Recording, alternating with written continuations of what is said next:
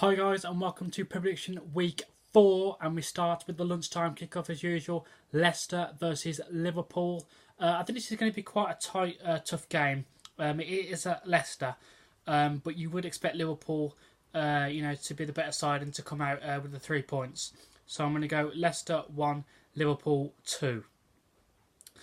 We now go to the 3 o'clock kickoffs and we start with Crystal Palace versus Southampton. Again, this could be quite a tight, tough game.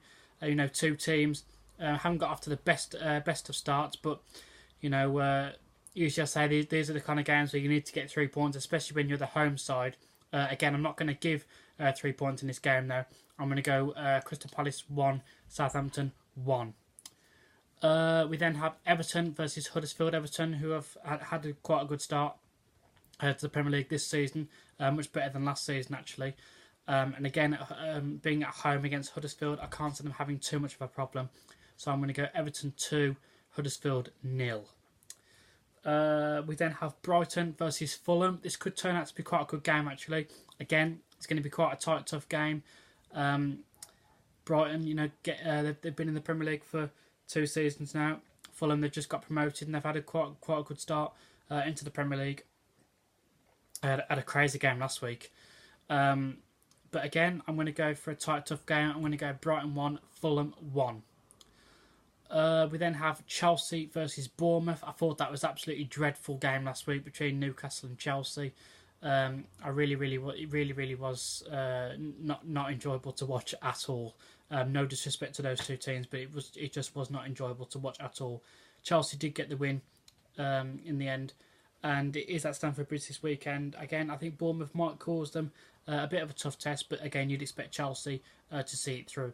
So I'm going to go Chelsea 2, Bournemouth 1. We then have West Ham versus Wolves. Been quite a good start for Wolves into the Premier League. Not quite a good start for Manuel Pellegrini.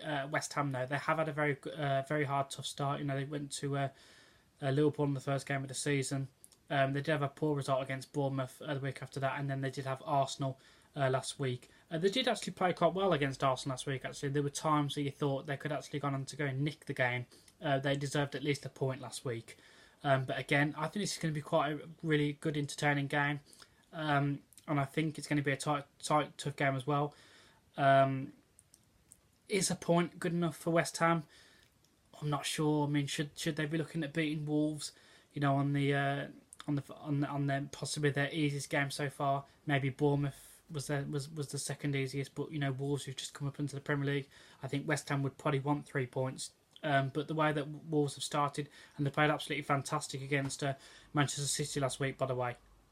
Yes, it was handball, but even Vincent Kompany come out and said that they were so well organised, so defensively well organised, and they definitely deserved a point in that game. So again, I'm going to give a point for Wolves in this for tomorrow. Same for West Ham, so they're going to get their final points on the board. I'm going to go for West Ham 1, Wolves 1. If you're a West Ham fan watching this video, let me know what you think about that. Is that good enough tomorrow, or are you looking to get the 3 points? Let me know in the comment section below. At 5:30, we have Manchester City versus Newcastle. Can't see no problems for Manchester City in this game, especially being at home as well. So I'm going to go Manchester City 3, Newcastle 1. We now go to the Sunday kickoffs, and at 1:30 we have Cardiff versus Arsenal.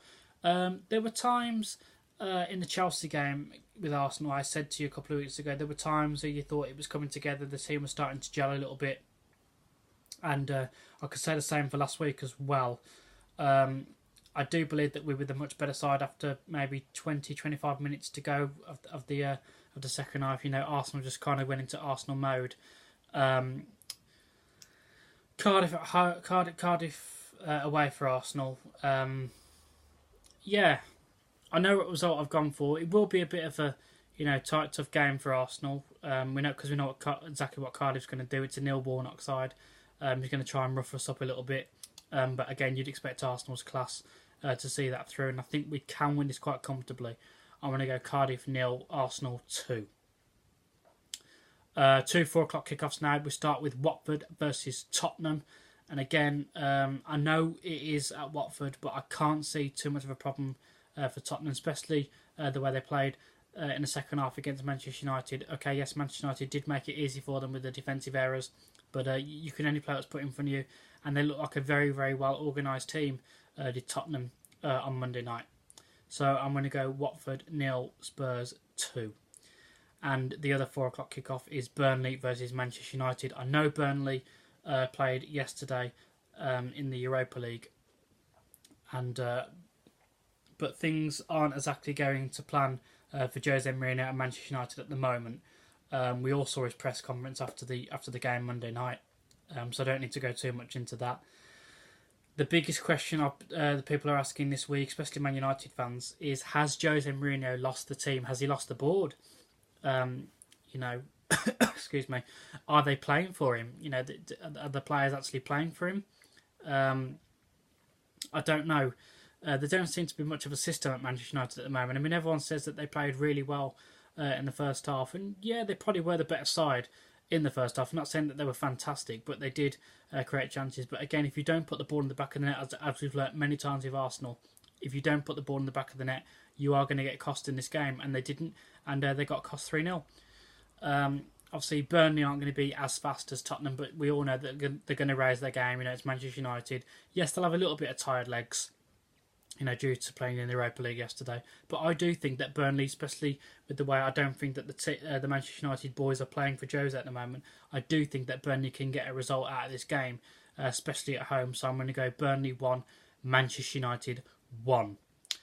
So that has been my predictions for this weekend, guys, and I will see you in 2 weeks' time, because we've got an international break now. I think it's something called like Super National League or something like that, and then we've got a friendly on the Tuesday or the Wednesday night. So we're back in 2 weeks' time to do the predictions. So that's more or less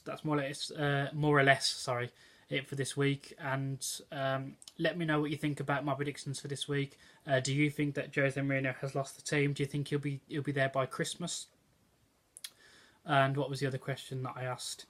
West Ham as well. Yeah, is a point good enough for West Ham this week, or are you going to settle for nothing less than 3 points? Let me know in the comment section below, guys, or if you're on Twitter, tweet me your thoughts as well. So thank you for watching this, and I'll see you in 2 weeks, guys.